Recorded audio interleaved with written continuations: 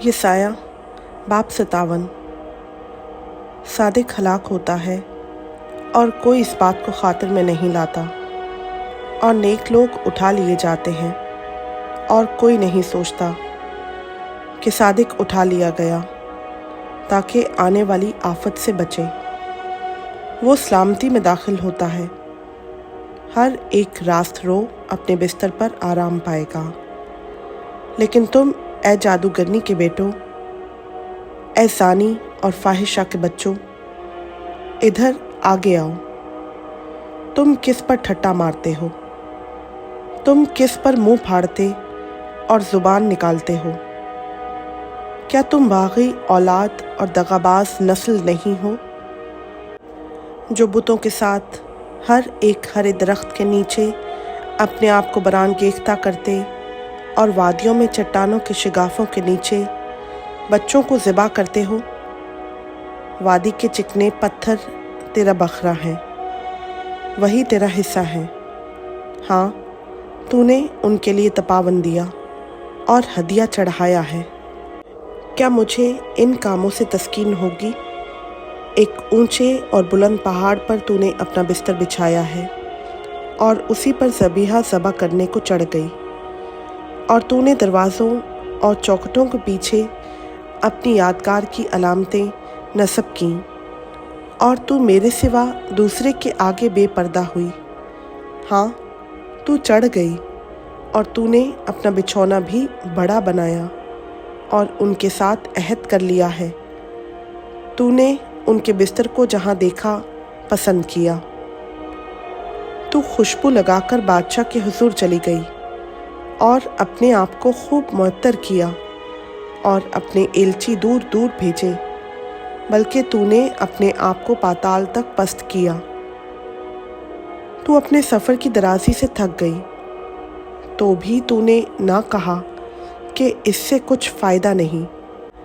تو نے اپنی قوت کی تازگی پائی، اس لیے تو افسردہ نہ ہوئی۔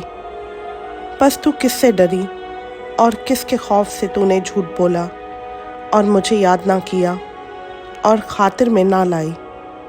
کیا میں ایک مدت سے خاموش نہیں رہا؟ تو بھی تو مجھ سے نہ ڈری۔ میں تیری صداقت کو اور تیرے کاموں کو فاش کروں گا، اور ان سے تجھے کچھ نفع نہ ہوگا۔ جب تو فریاد کرے تو جن کو تو نے جمع کیا ہے وہ تجھے چھڑائیں، پر ہوا ان سب کو اڑا لے جائے گی۔ ایک جھونکا ان کو لے جائے گا، لیکن مجھ پر توکل کرنے والا زمین کا مالک ہوگا اور میرے کوہ مقدس کا وارث ہوگا۔ تب یوں کہا جائے گا کہ راہ اونچی کرو، اونچی کرو، ہموار کرو، میرے لوگوں کے راستہ سے ٹھوکر کا باعث دور کرو،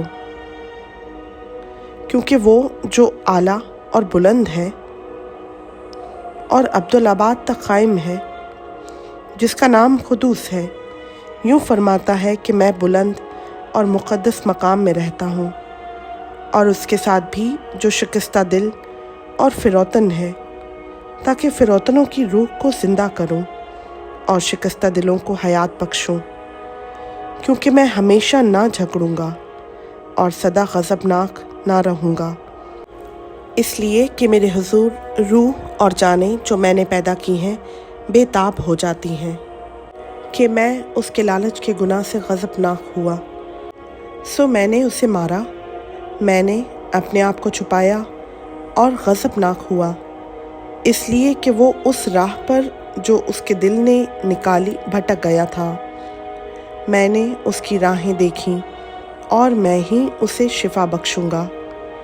میں اس کی رہبری کروں گا اور اس کو اور اس کے غم خواروں کو پھر دلاسا دوں گا۔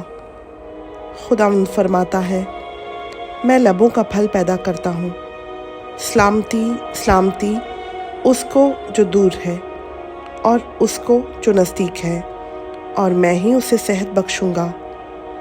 لیکن شریر تو سمندر کی مانند ہے، جو ہمیشہ معجزن اور بے قرار ہے، جس کا پانی کیچڑ اور گندگی اچھالتا ہے۔